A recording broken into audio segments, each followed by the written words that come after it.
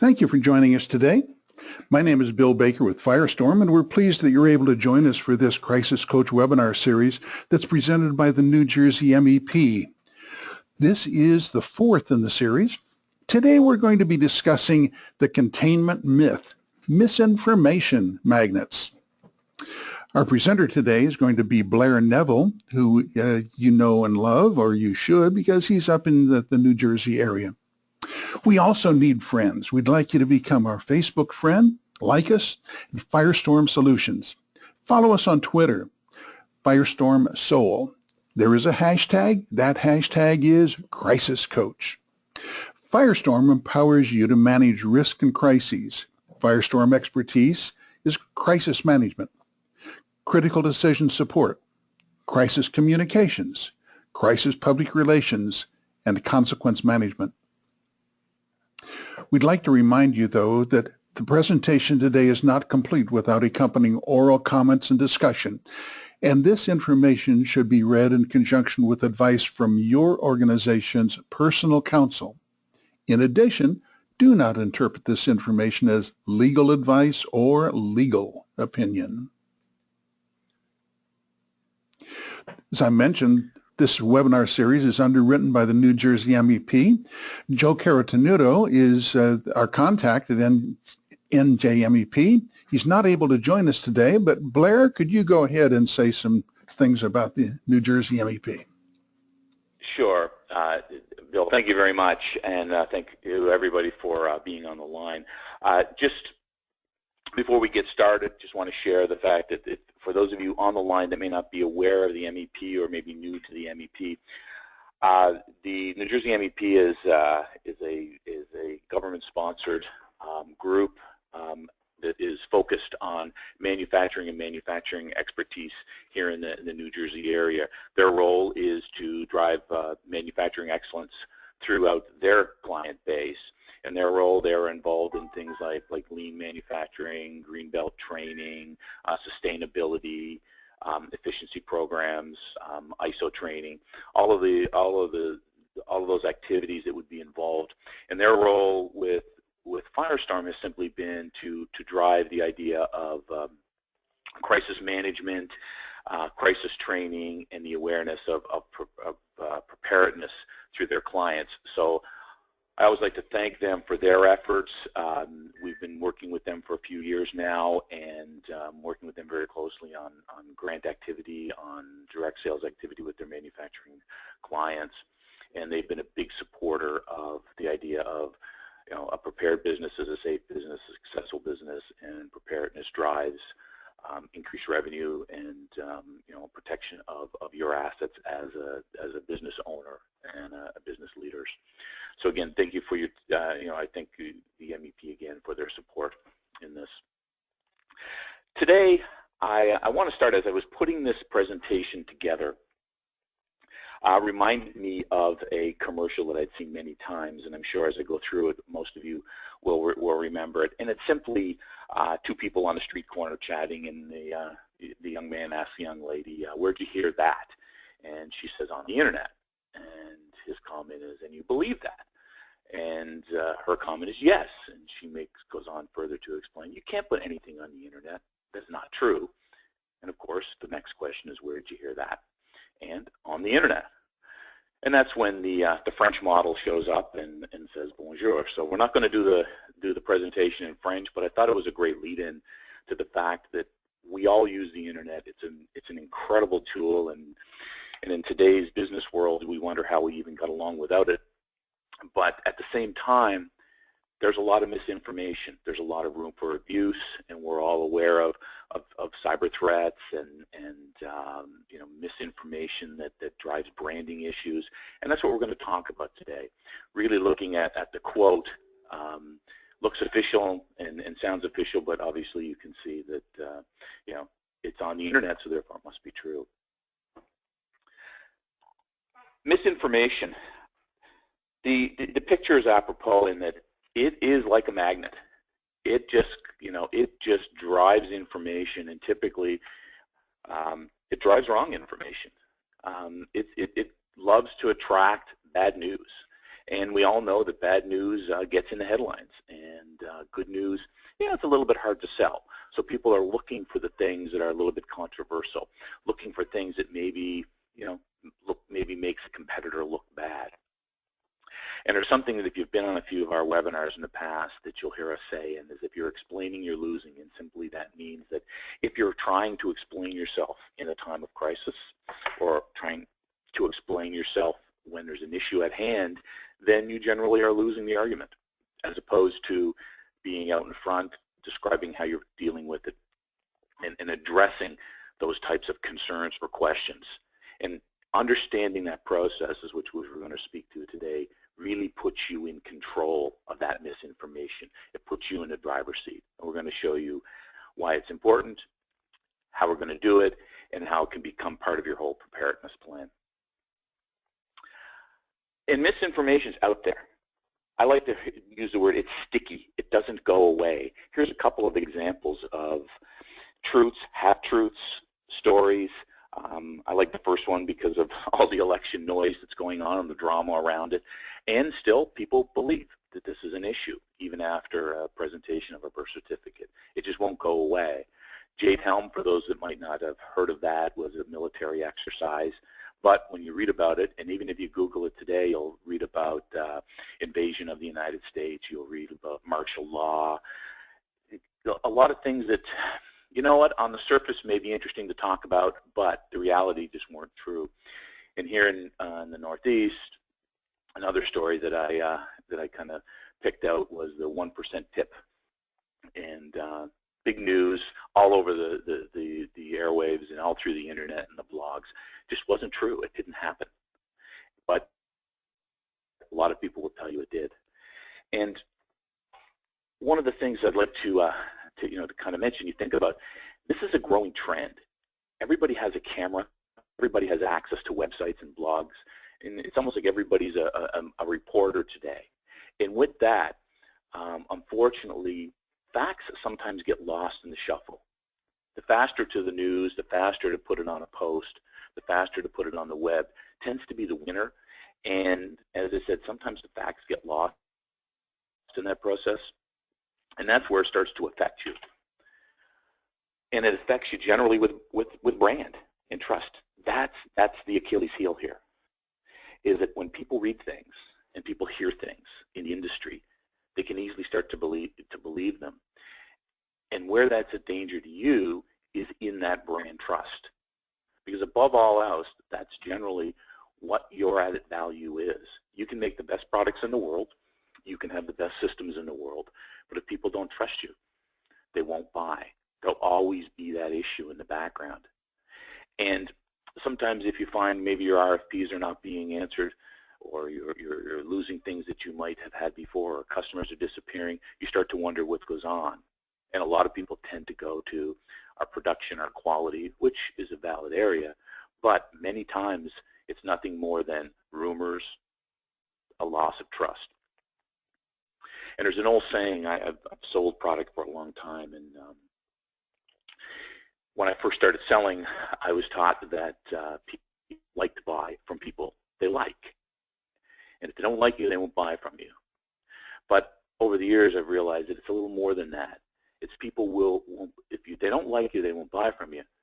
But even if you have good products and the best process, but if they don't trust you, they won't buy. So it really should be people like to buy from people they trust. And that can be easily eroded. That can be easily eroded over time. Trust is truly an attribute in your business, that tagline, and it's your added value. And it can be eroded over time by little errors, little mistakes, by rumors. And it's vitally important. There was when I was doing the research for the presentation, I looked at some impact surveys, and there was a denial of service impact survey that I read. And simply the results were that companies that had lost service working with third parties and customers that were, had seen a result of this loss and denial of service, the most damaging thing by far was the loss of trust. even more, followed by loss of revenue, which is actually at 34%. Loss of trust was at 50%. So it's a big issue, and that trust capital is important to you. And the things we'll talk about as we move through this presentation really are protecting that brand, protecting that trust value, making sure that intangible asset that you have for your business is protected, and you have controls and processes in place that allow you to manage that. Because if you lose it, it can cost customers, it can cost talent, it can cost suppliers, and with a strong trust is a good competitive barrier and keeps competition out. So we want to protect that. Now, one of the things that we see when we talk to a lot of our clients is they ask the question, you know, what information should I have? And unfortunately, a lot of times when problems arise, you'll hear the comment, why was I the last to know? And you don't want to be the last to know. If you don't want to be that little guy with his hands on his chin with the question marks, are you the last to know? Because in running a business, information is key. Information is your added value. But the reality is not that simple. Without insight, information is just data, and it's hard to make decisions. So you have to understand where your information is coming from, and more importantly, are there any roadblocks? Is there any walls being put up that are stopping the correct information coming to you? And those roadblocks might be, you know, your employees, might be your customers, might be competitors. It might be your system of just collecting information that you can use. And having an ability to collect the right data, apply insight to it, history, experience, industry data, to the information you're collecting will drive intelligence, and that's what you need to have. You have to know what's happening in your environment. And we've known we do a lot of workplace violence work here at Firestorm, and one of the things we've noticed and seen many times, that people with ill intent, for example, 80% of the time, somebody knew what was going on. There was information in the workplace or in the school environment, in the community, that foretold and was a red flag to the issues that happened. And in 67% of the time, 2 or more people knew about it. So again, in that particular environment, not having that insight and not seeing those red flags leads you to a position where something happens, a crisis happens in your business, or that might have been inverted. And at the same time, if you look at your business process, the same thing happens. What do your salespeople know about your customers? What do they know about the market? What can they know about? What do your production people know about what's happening on the shop floor? Those kinds of questions have to be answered. That information driving back to your business with their experience provide you with intelligence and provide you with ways to stop problems before they happen in your business. Coming back to the internet for a moment, visibility is not all bad. You have marketing, advertising, that's all good visibility. Everyone has a website, everybody has a Twitter page maybe, has a Facebook page. Those are all good things, and that visibility is key to your success. That kind of that marketing and information outflow to your customers is key to your growth. At the same time, all of that, those tools you have, also create a vulnerability for you. They put you in a position where people can see you, and you have to be very careful about public awareness, saying the wrong thing, bringing attention to yourself that's unwanted. Actions by your employees, by your executives, by your leaderships would reflect badly on your company. The old adage of the Christmas party comes to mind of bad habits and those kinds of visibility which we don't know and we don't want in our business. And your failure to be able to manage that and be able to look at what's going on and hearing about your business and hearing about your company, your business out there, puts you in a position where that target can become very large and you don't need it, especially when it comes to competition, and any information that's bad starts to reflect poorly on your brand. Now, question, where are you in this graph? Where's your company? Kind of hard to point it out. Which dot is yours? And where are you located? Your marketing people want to get the good information out, which is great, and you want to do it. Problem is when a crisis occurs, or when some event occurs in your business, you start to become more visible, and hopefully everyone can see the little red dot appearing. All of a sudden, people, competitors, the community, your neighbors can see things happening. So when the rumors start, or when someone brings up about an environmental issue, you become much more visible. And if you have control, if you can get in front of and have messaging and have the right tools in place to gather that information early, those types of comments, those types of issues about your product, about your environment, about your production, about the way you treat employees, whatever the case may be, you can control that. You can put some gates around it very quickly. Unfortunately, if you can't, it can get out of control, and it can start to grow, and it can grow very quickly. And again, coming back to that trust value starts to erode. That branding starts to erode. The key here is also how you communicate. So as I mentioned before, when you're in the position where you hear things, you can respond to them. The key is not through the media. You need to understand how to communicate and who to communicate to. The right messages to the right people. That's really the critical. So many issues we see and that we're involved with clients come from the consequence of a comment. It's coming from managing the issue after someone's tried to get in front of it the wrong way. So we'll talk a little bit about getting the right information and how you do that and how the process is important for your business. Good place to start is, what do you know about your business? What do you know about the community? What do you know about your environment?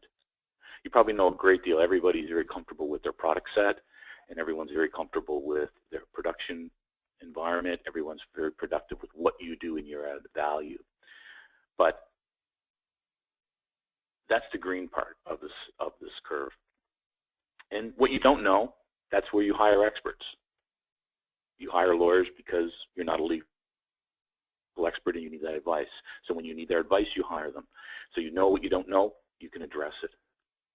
But the biggest part is, what you don't know, you don't know.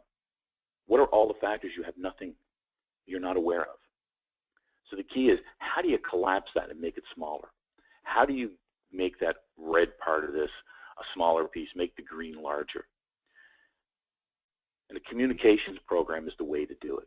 Understanding what information you need to collect, understanding the tools to help you collect it, and then understanding how you then communicate it through your community and your stakeholders is the key. One of the areas we do a lot of work with is what we call predictive intelligence. And really what that is how do you know what's being heard or being said out there? We use a multiple of tools to do it, collecting information. There's a lot of tools out there to do it. And a lot of people do it from a web-focused environment. We're looking at the website. They're looking at comments. If someone writes a comment on your website or on your Facebook, you respond to it. If someone has a complaint or an issue, you have someone who looks at it and complains to it. The thing is, it's a very large world. How do you look and throw a much larger net around all of this? Because there could be conversations going on you never hear about. And those conversations start to become half-truths. Those conversations start to become louder. And those conversations may actually be internal to your business if you're not hearing about it. What we do and the work we do is look and listen. We look for keywords. We look for key phrases. We collect information and create a baseline. And if something should happen in your business, if we see movement that's above that baseline, we see additional information that's being collected that doesn't match with what our baseline baseline looks like, we know those are red flags, and we can respond to them and help you respond to them. You know, as I said before, people with ill intent in the marketplace, 80% of the time someone knew about it. Those are huge red flags that, and we've all heard that comment, well, I knew, I said, did you see his web page? Did you see his Facebook page? Those were things that were known and need to be addressed and can easily be addressed. So that analysis, collecting the information, sorting through with that insight, provides you with that intelligence so that you can make decisions and you can respond quickly.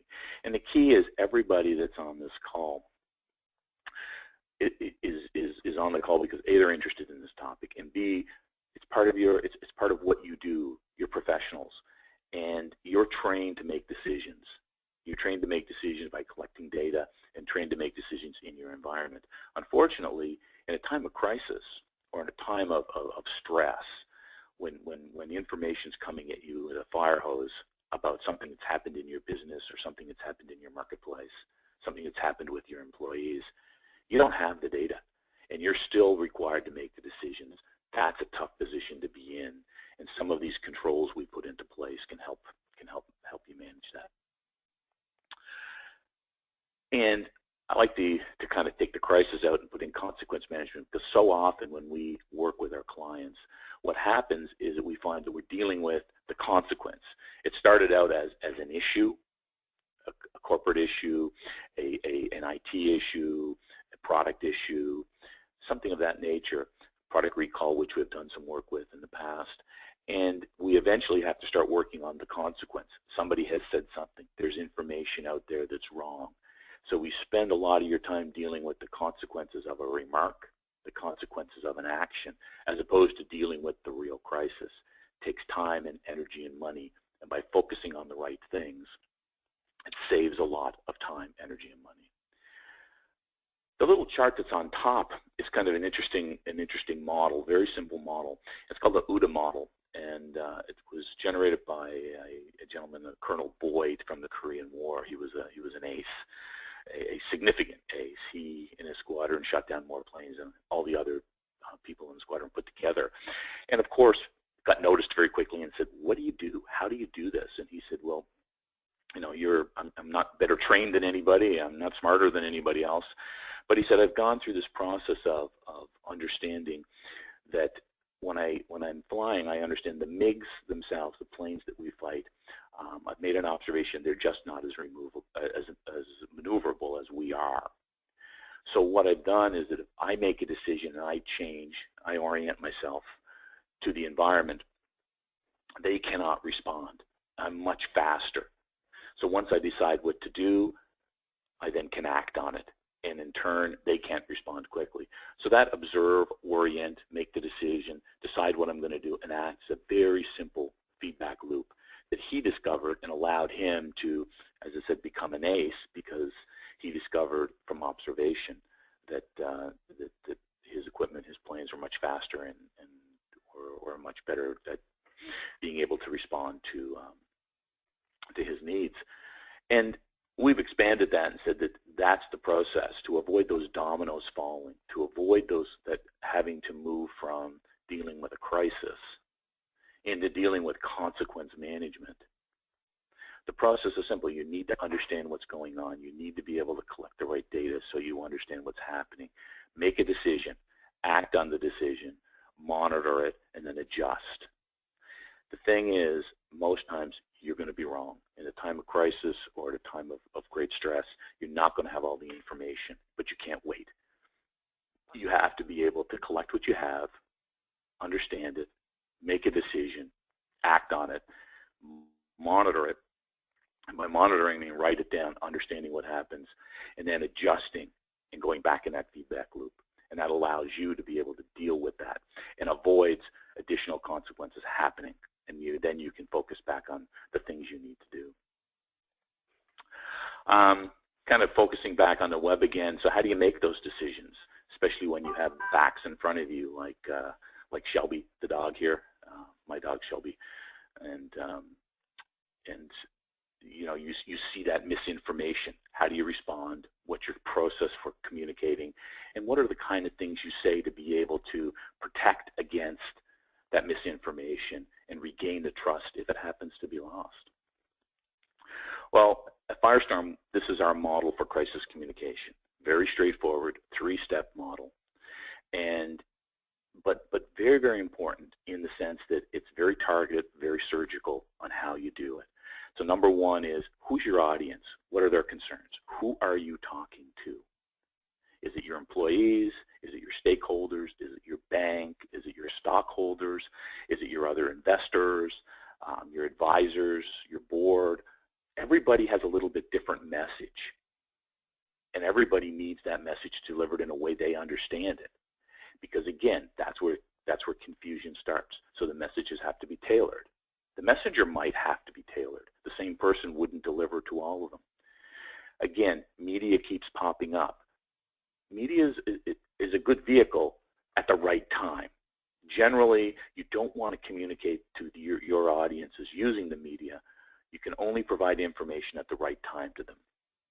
And I'll give you an example. If you're in an emergency situation, maybe a fire or some damage to a building, for example, or a workplace violence event that happens at your facility, first responders will be there.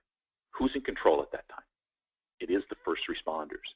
So if you're forced to deal with the media as a business owner or a president or a general manager of a plant, the message is simple, is that they're in control, they have the facts, you don't. Your message is that you're collecting the facts, you're dealing with the situation, and once you have all the data, you're willing and happy to share it. But the first responders are in control, and that's where you should be. That avoids the spotlight of you're hiding something. That avoids you're not telling me things. That avoids an embarrassing comment. And it also moves it away from you to the media where you can go back and deal with the problems at hand. And we have a model where we focus on 3 key messages. Is that generally this may not define who we are. We're working with the families, and we're looking for solutions. We help companies craft those messages that fit and model exactly with the environment. But keeping those 3 steps is very simple, very straightforward, and allows you to stay in control and stay on message. The decision-making process is again, fairly straightforward. Predict.Plan.Perform is something, if you've been on a webinars before, you'll know. It's our model. It's the way we go to market and the way we manage our engagements. Know what's going on. Understand in the predict phases, understanding beforehand what the consequences may be. The next step is working through collecting the facts, understanding what the heck is going on at the time. Collecting information, I mean collect it by writing it down, putting it on a tablet, writing it on a piece of paper. Who said what are the facts, what's happened, the time, was it verified? And then using this in that OODA loop model of saying, okay, what do I need to do? I now need to have some actions. What are the follow-up signs? Assign them to the right people. And then looking again, the review and monitoring, and then further actions and adjustments. There's a couple of questions here that are great to use and keep in the back of your mind as you collect the information. What do you know? At that point in time, what do you know? And you have to assume that in a time of crisis, a lot of it's wrong. And as that data is collected, what are you concerned about? Is it real? Is it not? Is it something you have to address? And if it is, and you make the decision it has to be addressed, then what's the plan? What are the action items that have to take place?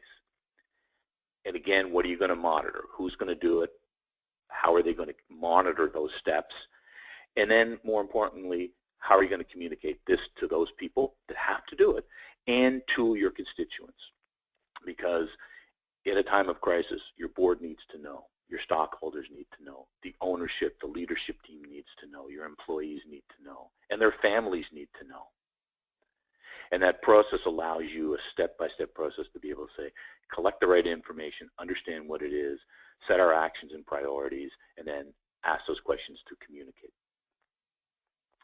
A couple of guidelines, and this is a great chart to kind of put in a handbook or part of your crisis communication plan.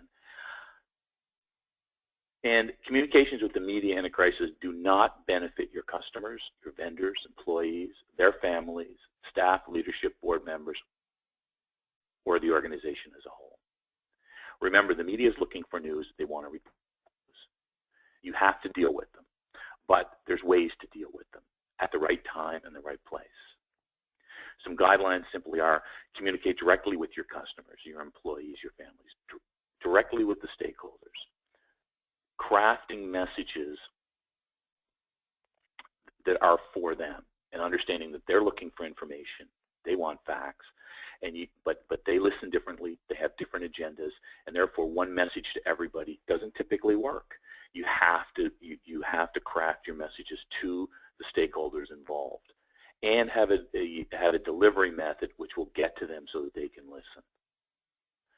Communicate honestly, communicate frequently, and communicate only after actions are stabilized. Once you understand what's going on, if there's a fire in your building, trying to deal with first responders, deal with families and employees is a difficult thing to do. You also have to commit to protect their information. And you have details, and you can't share information about employees, about your staff to anyone, especially the media.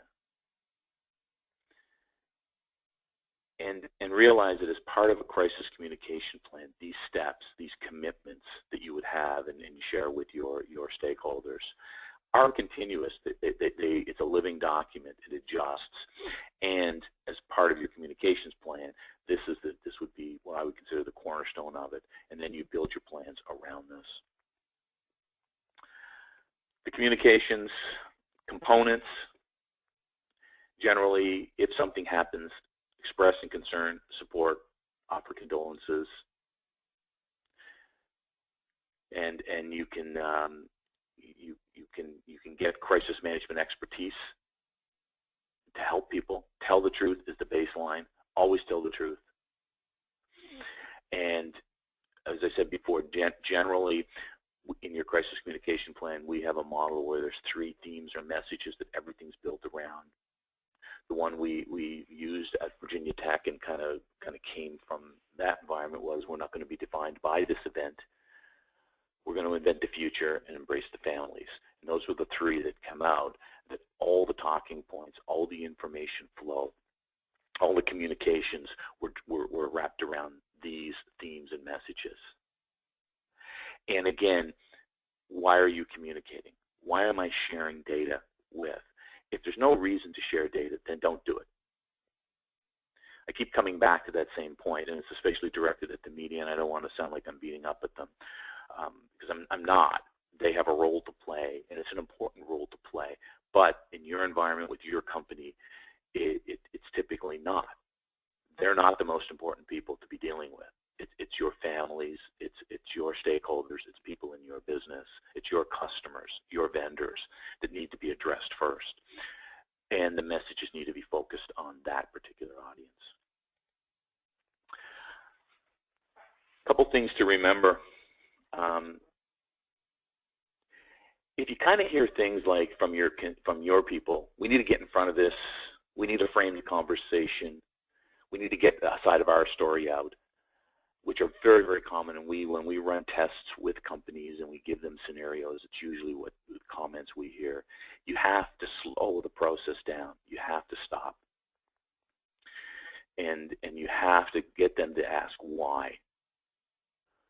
Even up to 5 times, just like a child. Why?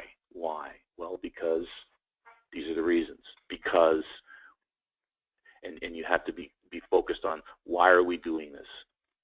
Why would we want to do this? Why do we need to get this information out? Why do we need to talk to these people?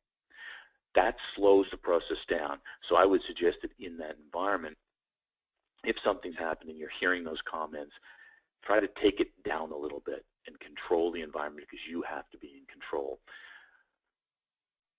And what happens is, if there's too many people talking, too many lines of communication, lack of control, misinformation starts to become a liability.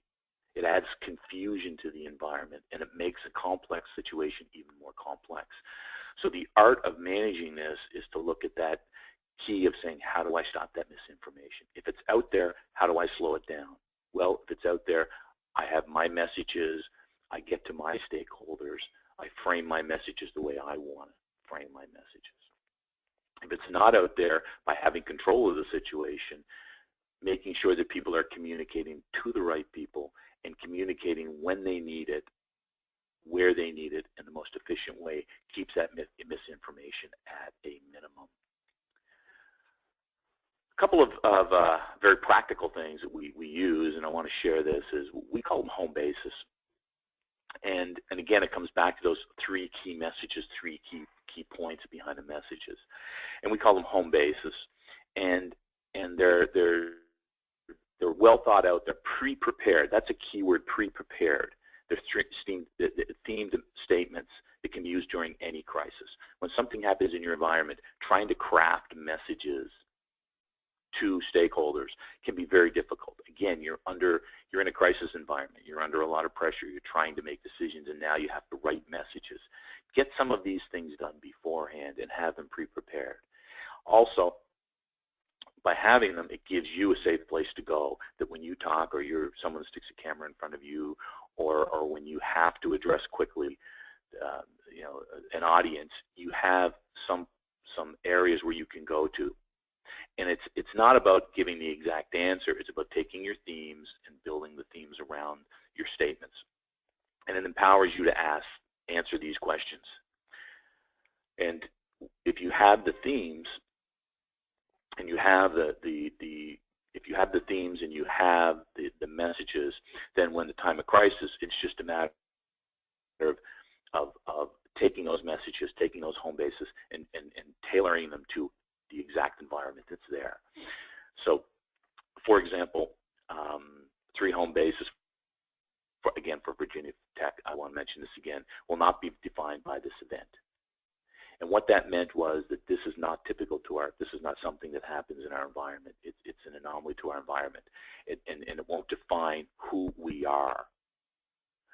And the next area was we invent the future. And what that was talking about is how the steps they were taking, how they were dealing with it, how they were going to look at dealing with this. So it allowed them to talk about how they were managing the environment, how they were dealing with, and again, embracing the families, how they were dealing with first responders, how they were dealing with students, and what steps they were taking so this would not happen again. And then finally, embracing the families was key, because the families were most important here. So those were the home bases, and then messages to different people can be brought off those home bases, and allowed people to talk comfortably, and allowed people to communicate properly, and allowed people to be able to, the leaderships to be able to talk to all the different stakeholders and deliver the messages that were important to them.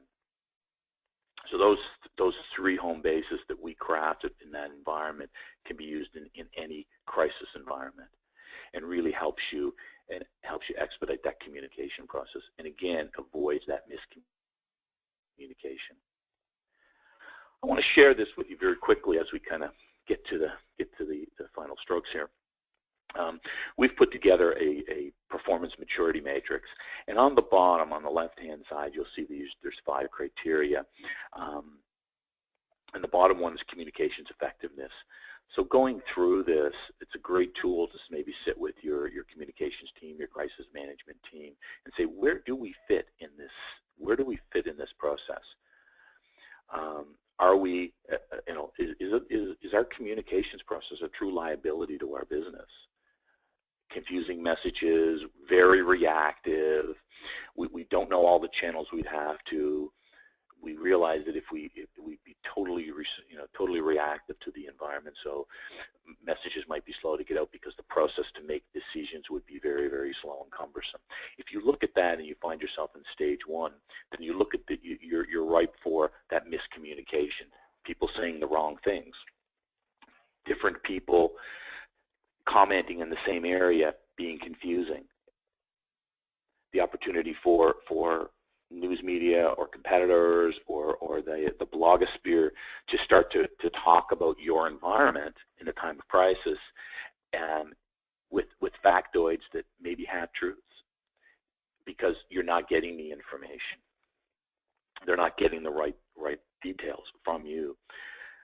And then you move through that continuum where you have some guidelines, you have some channels addressed, you know who your stakeholders are, moving on through stage 4. So it's a great process to go through and sit with, as I say, with your crisis communication team or your communications group, to be able to look at these and say, where do we fit in this process so that we can get better, and it allows us to become more in control. If you remember back when we started, that was really the key area here.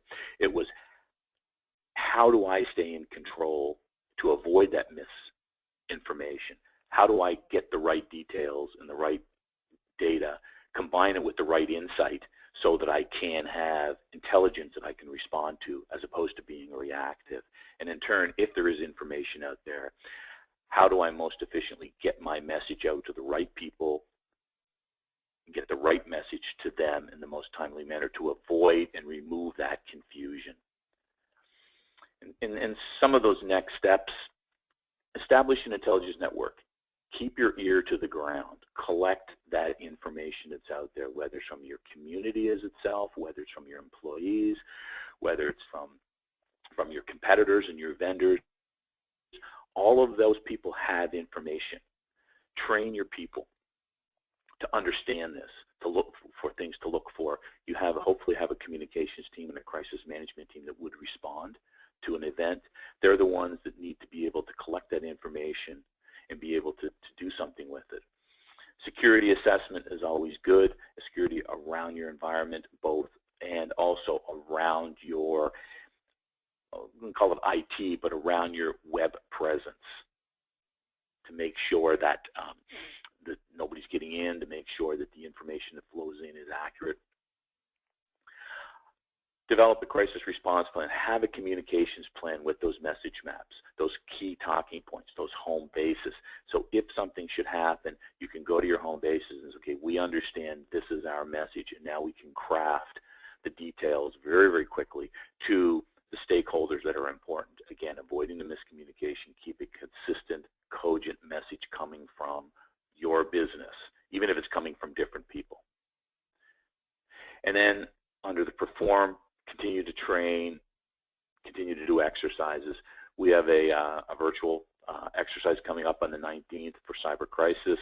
Again, we'll talk about the communications piece there, and you can see, if you sit in on that, you can really see this kind of exercise in real life, because you'll start to see that communication line and how well it works or how well it doesn't work in your business. Analyze insurance and current response plans are steps in that perform. Understand insurance of your business, because it's a vital piece of your preparedness plan. If you don't have plans in place and you're not exercising them, do it. What we find is a lot of companies, they have plans in place, but unfortunately they don't test. And that's where the training comes from, by testing these plans. And if you sit in on the virtual exercise, you'll see what a test might look like.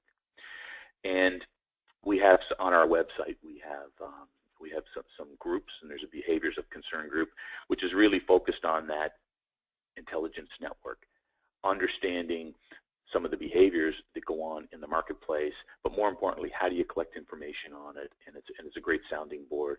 So again, there's a lot of great information on our website, that white papers that you can download, and previous webinars that you're more than welcome to get in and take a look at on broader crisis communication topics in all aspects of preparedness and continuity events. Also, download the brief. We've put together a brief which really summarizes and talks these key talking points for this area. Again, great document to incorporate in your communications discussions.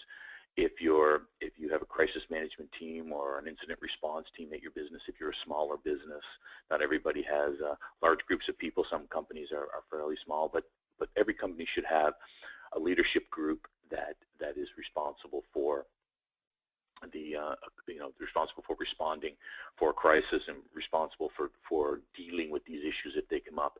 Great document to share with them. So if you're part of the team, share it with your team. If you're not, if there isn't a team, maybe this is a great time to talk about putting together some resources, and we can do that. If there's any questions, I'm not sure if we received any questions. Bill, I'm not sure if there's any questions. Anyone has typed in anything? No questions, Blair. Thank you. No questions. Oh, not at all. Great. So again, if there's any questions, you can contact me directly. It's bneville@firestorm.com. Joe, if you don't know Joe, go directly to the MEP. They'll bring you back and to Firestorm. We can get you any of your questions answered. We can get additional information, and or on this topic and any other topic. And if you have some ideas on future topics, please share them. We'd love to have the information, and we're always here to address any questions. So again, if there are no questions, I think we're right around the proper time. Bill, any comments? No, sir. Great. Okay. Well, I think we'll end for today. And again, I want to thank the MEP for their support of this very important topic, and everyone on the line. Thank you for your interest. And again, you can either touch base with Joe directly, even just go in through the MEP. They can answer some of your questions, or come back to me through Firestorm or myself, and we'll help you with any questions. Great. Have a great day.